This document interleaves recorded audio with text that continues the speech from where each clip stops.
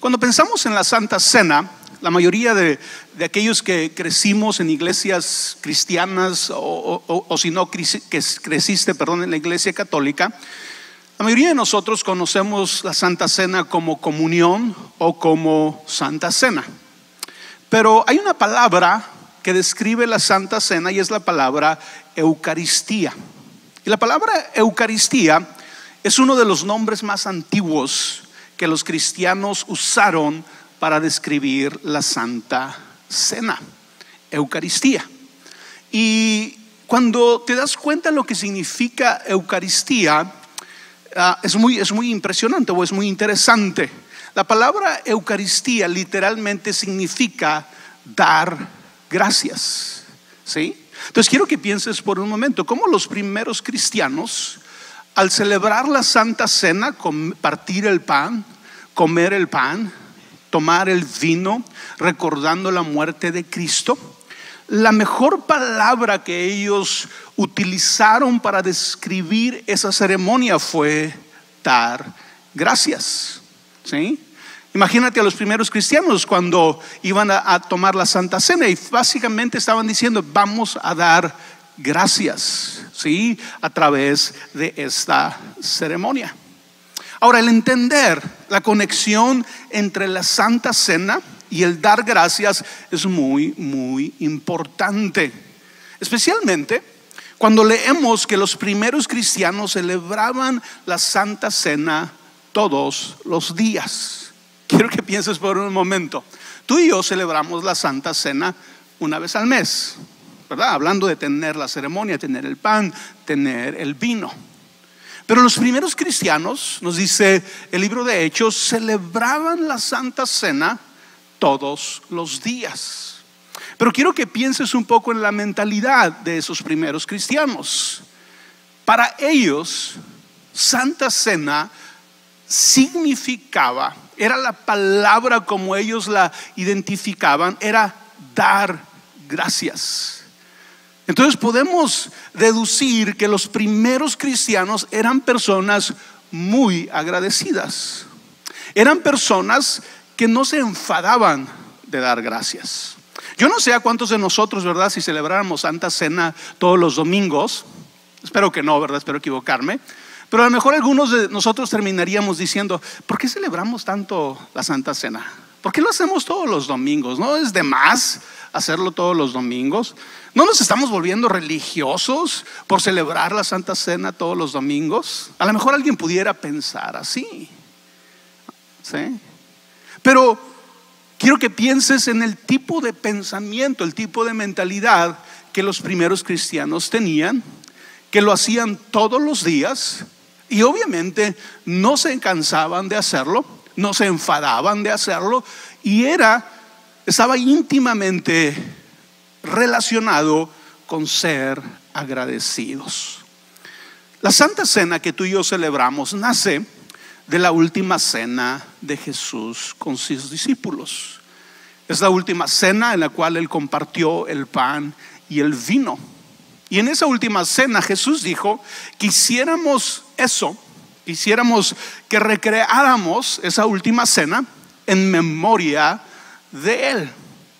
Pablo es el que nos dice que cada vez que tú y yo participamos de la Santa Cena, la muerte de Cristo anunciamos hasta que Él venga. Quiere decir que nuestro agradecimiento o el dar gracias que se relaciona con la Santa Cena es el estar muy agradecidos, totalmente agradecidos por la muerte de Cristo, que es lo que trae salvación a nuestras vidas. Pero vamos a ver algunas cosas que podemos aprender de la Santa Cena y de esos primeros cristianos. Número uno, esos primeros cristianos eran personas agradecidas por su salvación. ¿Por qué esos cristianos no se cansaban de practicar o de celebrar la Santa Cena todos los días? ¿Sabes por qué? Porque eran personas sumamente agradecidas por su salvación. Y yo no sé, ¿verdad? Yo creo que si yo te pregunto si tú eres agradecido por tu salvación, Obviamente me vas a contestar la respuesta correcta y me vas a decir que sí, que eres agradecido por tu salvación. Si me preguntas tú a mí, yo te voy a decir sí, soy agradecido por mi salvación. Pero vayamos un poquito más allá. ¿Cuántos de nosotros, cuántos de ustedes crees que vives todos los días consciente, agradecido por tu salvación, por el precio que se pagó por tu salvación? ¿Cuántos de nosotros podemos decir realmente, ¿sabes qué? Cada día me levanto con esta admiración, con este agradecimiento que brota de mi corazón por mi salvación? Y a lo mejor muy pocos, ¿verdad?, vamos a decir que vivimos de esa manera. Pero los primeros cristianos vivían así. Todos los días agradecían a Dios. Y la Santa Cena representaba y representa sentarnos a la mesa del Señor. Y sentarnos a la mesa nos habla de relación y aceptación. Cada vez que los primeros cristianos se sentaban a comer el pan y el vino, había un entendimiento colectivo que ellos tenían acerca de lo que estaban haciendo. Sí, número uno, era sentarse a la mesa del Señor. Esa era la frase como ellos la describían, la mesa del Señor.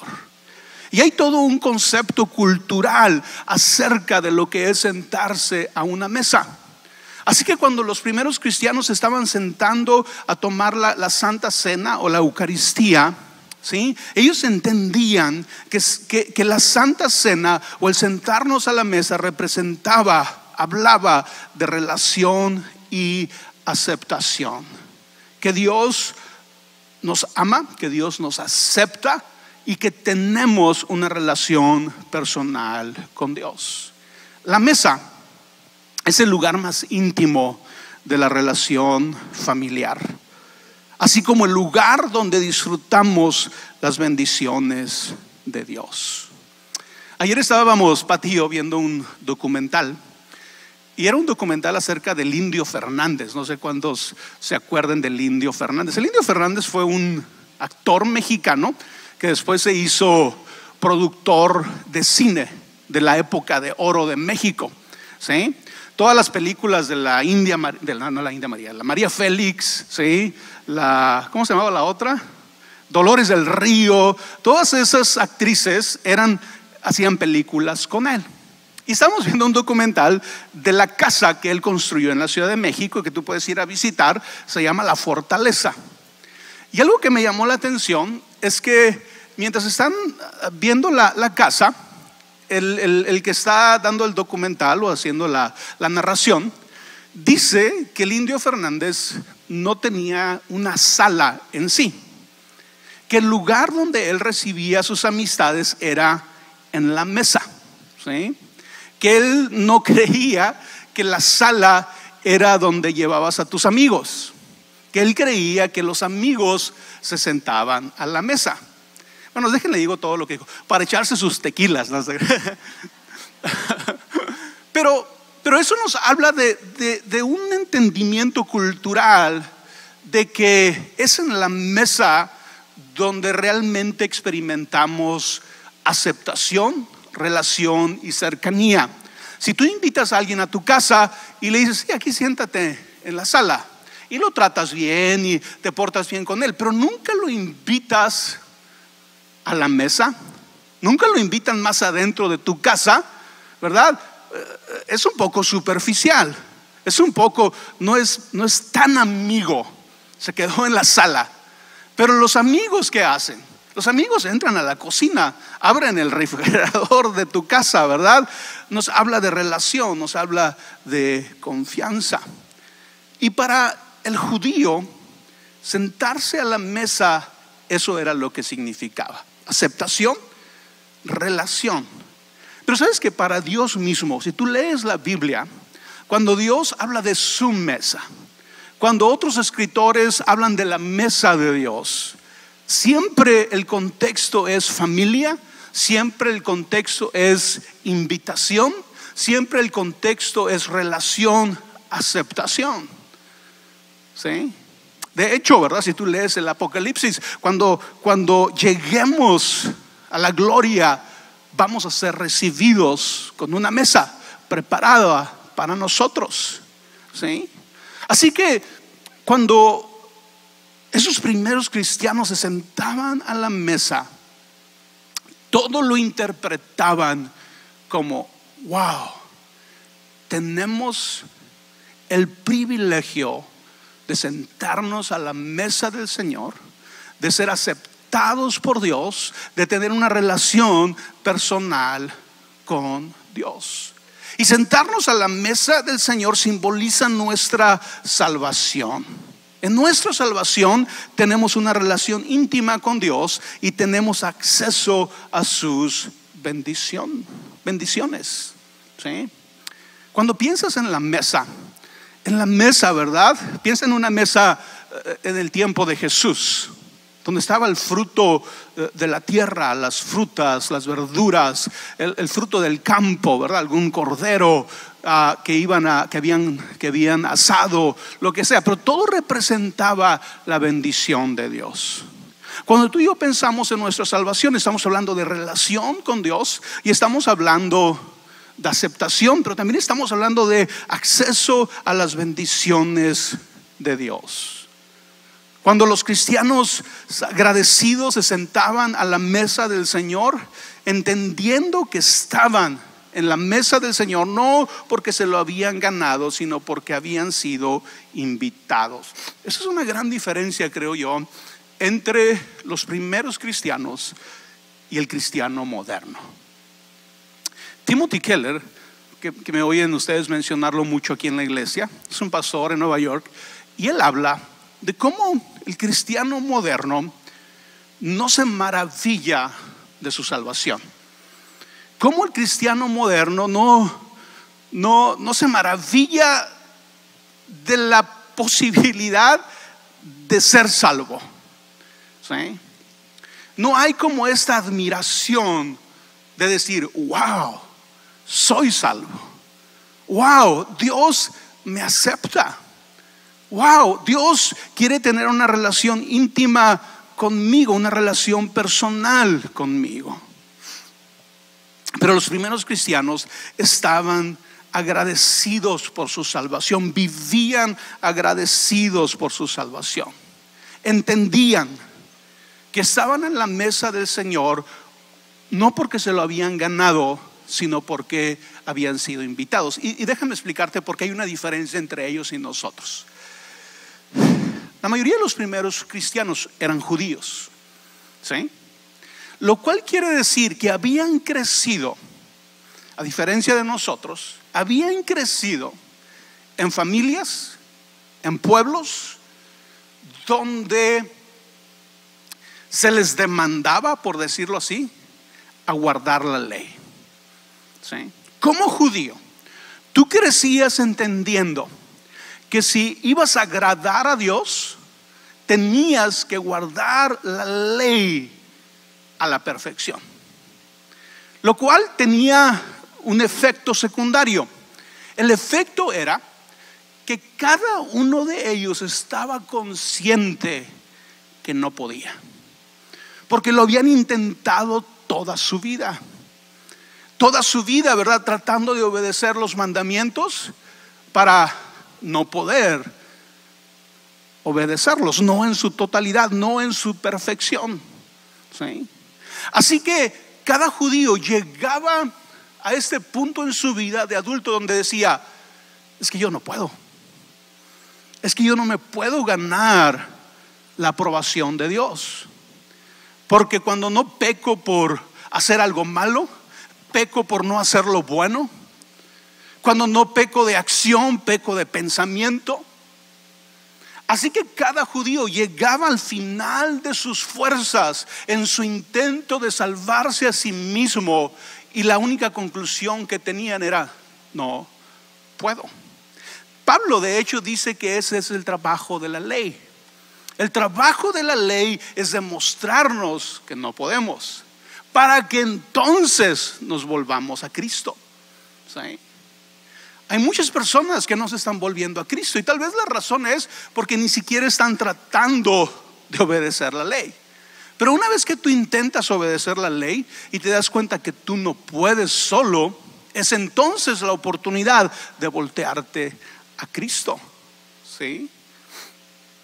Así que era muy claro para cada judío: estoy a la mesa del Señor no porque he guardado todos los mandamientos.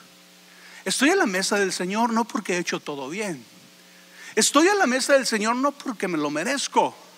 Estoy a la mesa del Señor por lo que Jesús hizo. Puedo tener una relación con Dios no por mi perfección, sino por la muerte de Cristo.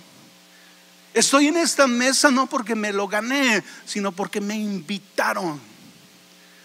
Esa es una actitud que nos hace falta a nosotros en el tiempo moderno. Que podamos estar maravillados del milagro de nuestra salvación. Timothy Keller dice que cuando alguien te pregunte: oye, si tú eres cristiano o eres salvo, que en lugar de decirle sí, claro, que les diga: sí, ¿lo puedes creer? ¿Sí? ¿Puedes creer que soy salvo? ¿Puedes creer que soy cristiano? Pero tristemente, ¿verdad? En nuestro tiempo se ha impregnado entre las personas esta idea de que le estamos haciendo un favor a Dios con nuestra fe. Por lo menos es lo que a veces parece que pensamos. ¿Sí?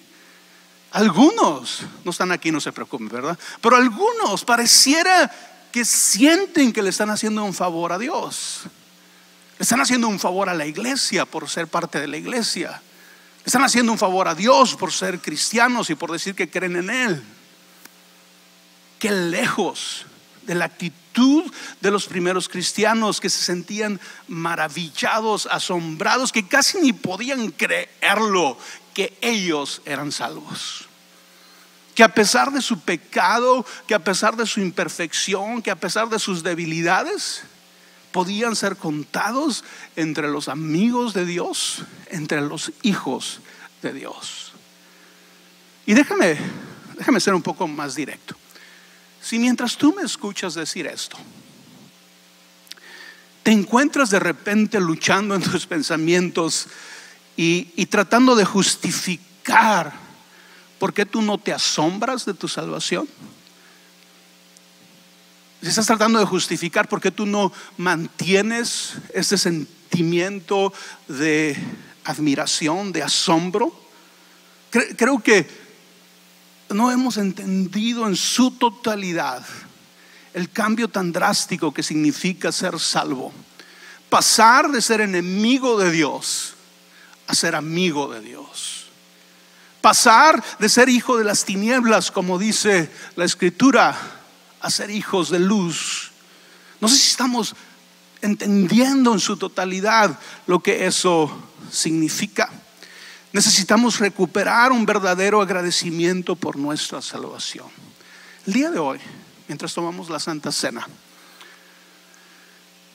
y mientras cantamos esta canción que vamos a cantar, que ya la cantamos ahorita, pero vamos a volver a cantar, y ahí habla del precio de nuestra salvación.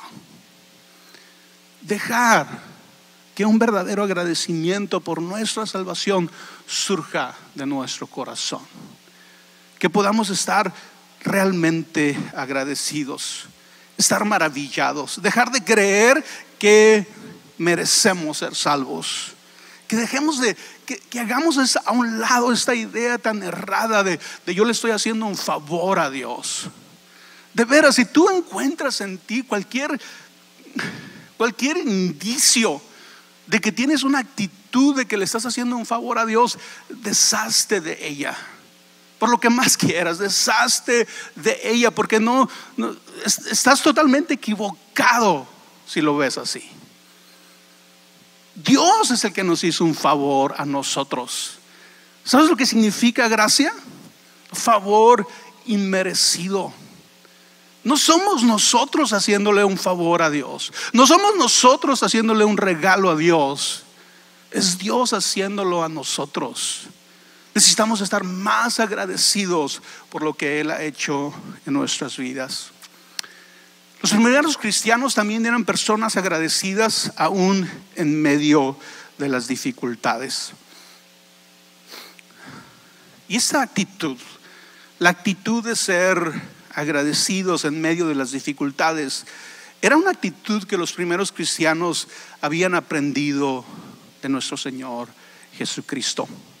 Si tú recuerdas, Jesús en la última cena, en la noche, cuando su muerte era evidente, Jesús dio gracias.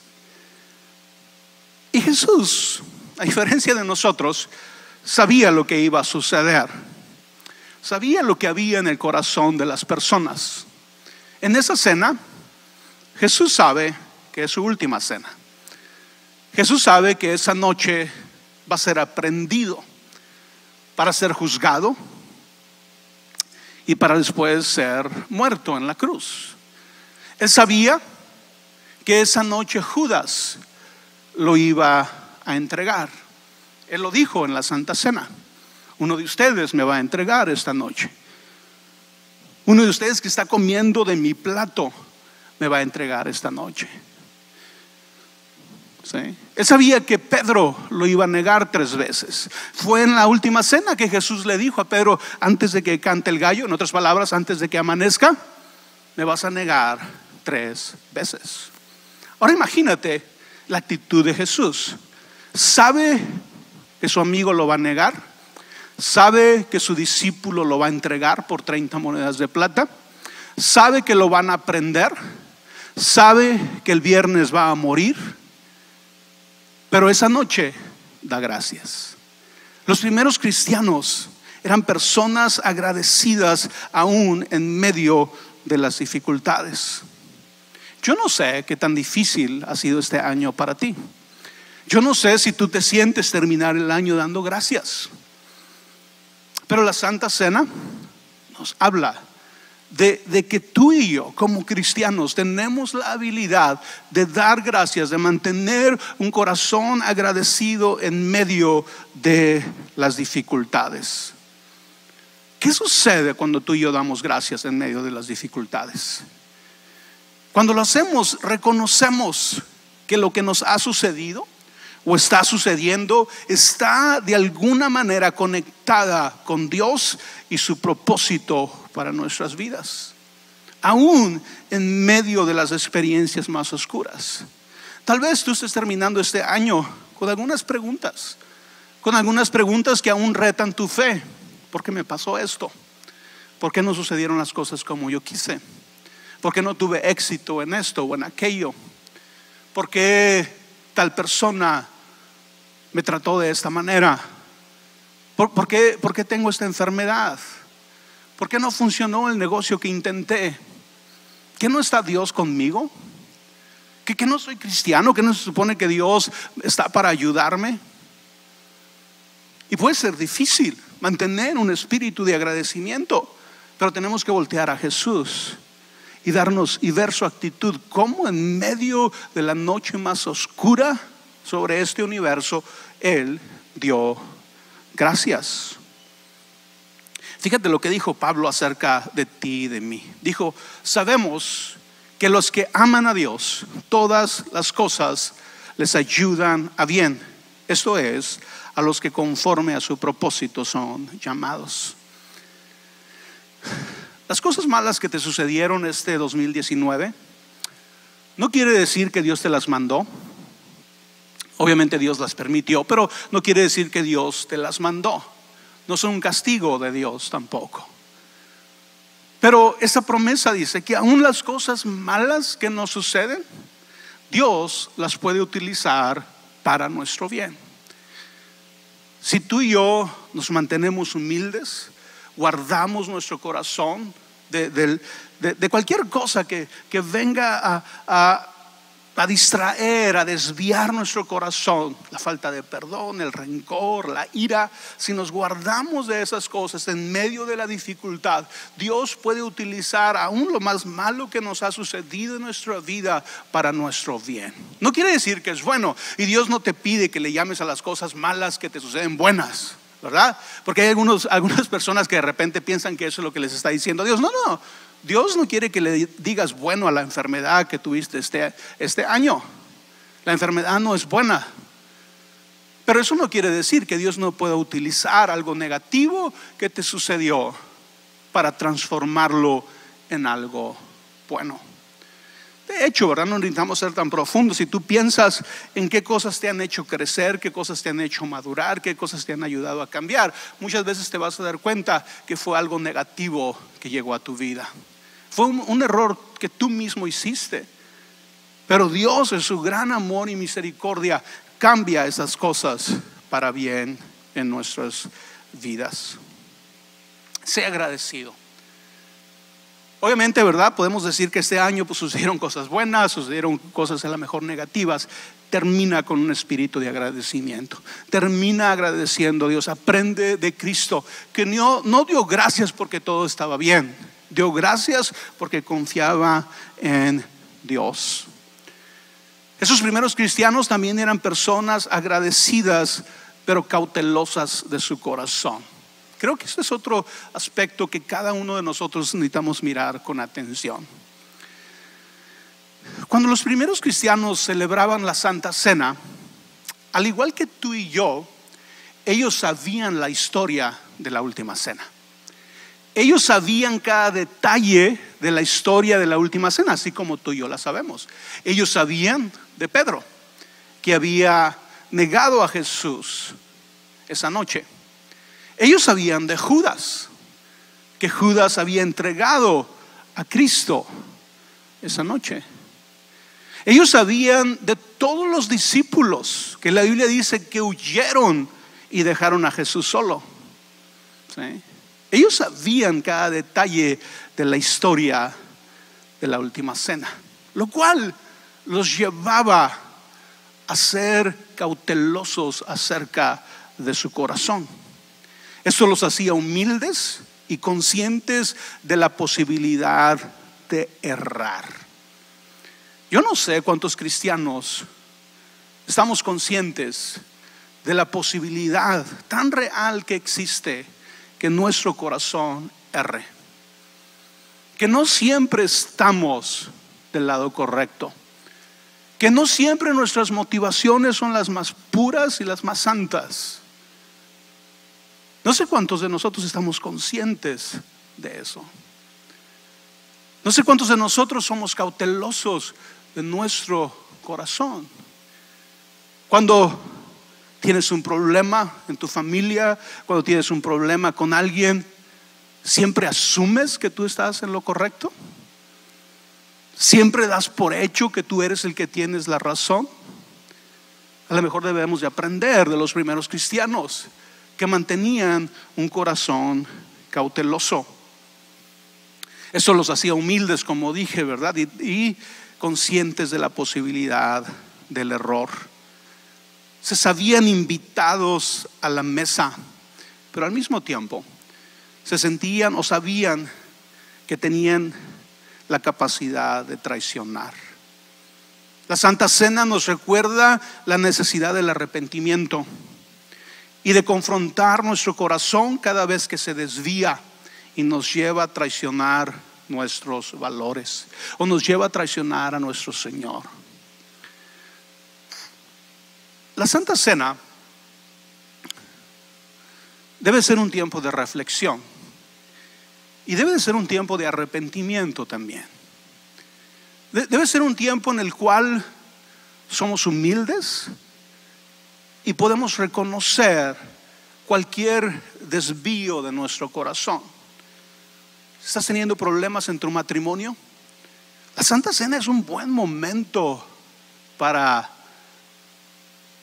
ser cauteloso con tu corazón, para no asumir que tú estás bien en todo, sino para dejar que el Espíritu Santo hable a tu corazón. Estás a punto de tomar algunas decisiones de negocios que a lo mejor sabes que no están tan bien, pero lo has ignorado. Y de repente estás ante la cena, ante la mesa del Señor. Es el momento para reflexionar. Es el momento para traer nuestro corazón si se está desviando. ¿Sí? Tenemos que ser cautelosos con nuestro corazón. Necesitamos tomar la Santa Cena confiando en Dios y no en nosotros mismos. Eso es lo que nos permite tener un corazón humilde. Y por último, los primeros cristianos eran personas agradecidas, lo que les permitió ver el mundo de manera diferente. Y eso es lo que tú y yo necesitamos. Necesitamos ver el mundo de manera diferente. Uno de los regalos que recibimos de la Santa Cena es el regalo de ver las cosas desde la perspectiva de Dios. ¿Por qué no te pones de pie?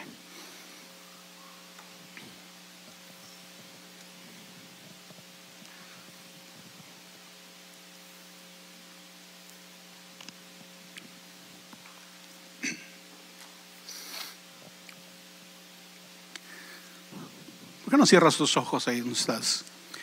Quiero que pienses por un momento qué cosas necesitas empezar a ver desde la perspectiva de Dios. Tal vez tienes que empezar a ver a tu cónyuge, a tu esposo, a tu esposa, desde la perspectiva de Dios. Si en este último año ha habido falta de respeto, si en este último año ha habido falta de honestidad en tu relación con tu cónyuge, si en este último año ha habido gritos, ha habido menosprecio, necesitas empezar a ver a tu cónyuge desde la perspectiva de Dios.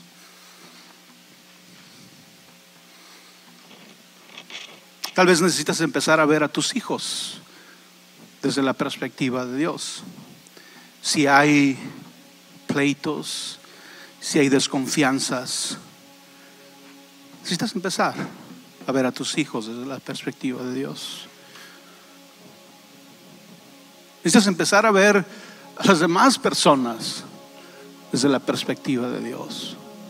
Si te encuentras constantemente ofendiendo a personas, gritándole a personas, ofendiéndoles mientras vas en la carretera y no te escuchan, pero te sientes bien por decirles algo, llamarlos de cierta manera, a lo mejor es necesario que empieces a ver a las demás personas, a otros seres humanos desde la perspectiva de Dios. Si te la pasas juzgando a los demás, si te la pasas criticando a los demás, es tiempo de adquirir la perspectiva de Dios, cómo Dios los ve. Si te falta amor por el que sufre, por el inmigrante, por el pobre, si te falta amor, tal vez necesitas empezar a verlos desde la perspectiva de Dios. Si te falta pasión para servir en la casa de Dios, en la iglesia de Dios, a lo mejor es pedirle al Señor: Señor, déjame ver tu iglesia desde tu perspectiva. Tal vez se trata de ti mismo. Tal vez no estás contento con nada de lo que haces. Tal vez te sientes que no tienes valor, que no mereces que nadie te ame. Tal vez estás pensando que la vida no vale mucho la pena. Pero tal vez lo que necesitas es que Dios te permita ver tu vida, tu propia vida, tu propia persona desde su perspectiva. ¿Cómo pueden ser las cosas si empezamos a ver todo desde la perspectiva de Dios? La reverencia por el pan y el vino de la Santa Cena puede ser el comienzo de la reverencia por el mundo entero. Cuando pensamos en la gratitud, el agradecimiento, tenemos que entender que la gratitud es importante no solo porque nos ayuda a sentirnos bien, sino porque también nos inspira a hacer el bien.